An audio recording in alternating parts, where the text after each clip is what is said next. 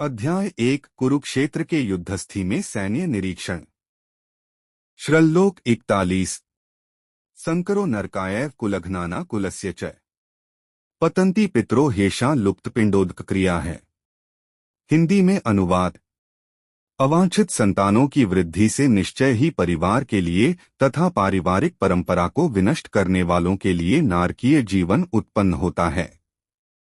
ऐसे पतित कुलों के पुरखे पितर लोग गिर जाते हैं क्योंकि उन्हें जल तथा पिंड दान देने की क्रियाएं समाप्त हो जाती हैं। तात्पर्य: सकाम कर्म के विधि विधानों के अनुसार कुल के पितरों को समय समय पर जल तथा पिंडदान दिया जाना चाहिए। यह दान विष्णु पूजा द्वारा किया जाता है क्योंकि विष्णु को अर्पित भोजन के उच्छिष्ट भाग प्रसाद के खाने से सारे पाप कर्मों से उद्धार हो जाता है। कभी कभी पितरगण विविध प्रकार के पापकर्मों से ग्रस्त हो सकते हैं और कभी कभी उनमें से कुछ को स्थूल शरीर प्राप्त न हो सकने के कारण उन्हें प्रेतों के रूप में सूक्ष्म शरीर धारण करने के लिए बाध्य होना पड़ता है।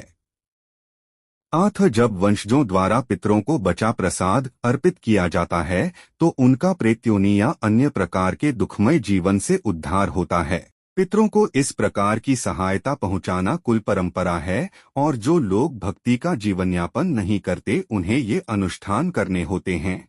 केवल भक्ति करने से मनुष्य सैकड़ों क्या हजारों पितरों को ऐसे संकटों से उबार सकता है। भागवत में 11 मई 1941 कहा गया है, देवर्षि भूताप्त नृणा पितना न किंकरो नायमृणी चराजन सर्वात्मना यह शरणं शरण्य गतो मुकुंदम परिहृत्य कर्तम।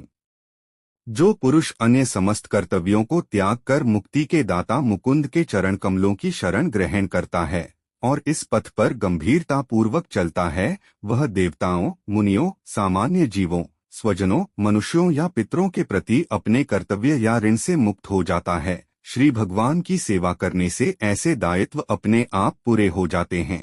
श्रल्लोक 42। दोषैरेतैः कुलघ्नाना वर्णसंकरकारकैः उत्साद्यन्ते जातिधर्माः कुलधर्माश्च शाश्वता है। हिंदी में अनुवाद।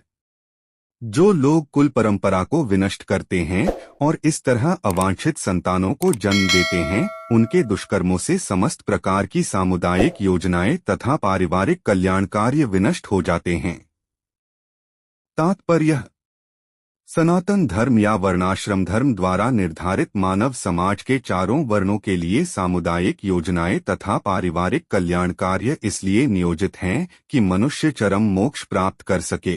अतः समाज के अनुत्तरदायी नायकों द्वारा सनातन धर्म परंपरा के विखंडन से उस समाज में अव्यवस्था फैलती है।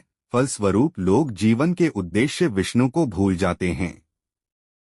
ऐसे नायक अंधे कहलाते हैं और जो लोग इनका अनुगमन करते हैं वे निश्चय ही कुव्यवस्था की ओर अग्रसर होते हैं। श्रल्लोक 43। उत्सन्न कुल धर्माणा मनुष्याणा जनार्दन नरके नियतं वासो भवतीत्यनुश्रुश्रुम। हिंदी में अनुवाद। हे प्रजापालक कृष्ण, मैंने गुरु परंपरा से सुना है कि जो लोग कुलधर्म का विनाश करते हैं वे सदैव नरक में वास करते हैं। तात्पर्य: अर्जुन अपने तकों को अपने निजी अनुभव पर न आधारित करके आचार्यों से जो सुन रखा है उस पर आधारित करता है। वास्तविक ज्ञान प्राप्त करने की यही विधि है। जिस व्यक्ति ने पहले से ज्ञान प्राप्त कर रखा है उस व्यक्ति की सहायता के बिना कोई भी वास्तविक ज्ञान तक नहीं पहुंच सकता। वर्णाश्रम धर्म की एक पद्धति के अनुसार मृत्यु के पूर्व मनुष्य को पाप कर्मों के लिए प्रायश्चित करना होता है। जो पापात्मा है उसे इस विधि का अवश्य उपयोग करना चाहिए। ऐसा किए बिना मनुष्य निश्चित रूप से नरक भेजा जाएगा, जहां उसे अपने पाप कर्मों के लिए कष्टमय जीवन बिताना होगा। श्रल्लोक 44। अहो बत महत् पापं कर्तुं व्यवसिता वयम् यद्राज्य सुख लोभेन हंतु स्वजन मुद्यता है। हिंदी में अनुवाद। ओह, कितने आश्चर्य की बात है कि हम सब जघन्य पाप कर्म करने के लिए उद्यत हो रहे हैं। राज्य सुख भोगने की इच्छा से प्रेरित होकर हम अपने संबंधियों को मारने पर तुले हैं। तात्पर्य: स्वार्थ के वशीभूत होकर मनुष्य अपने सगे भाई, बाप या मां के वध जैसे पाप कर्मों में प्रवृत्त हो सकता है।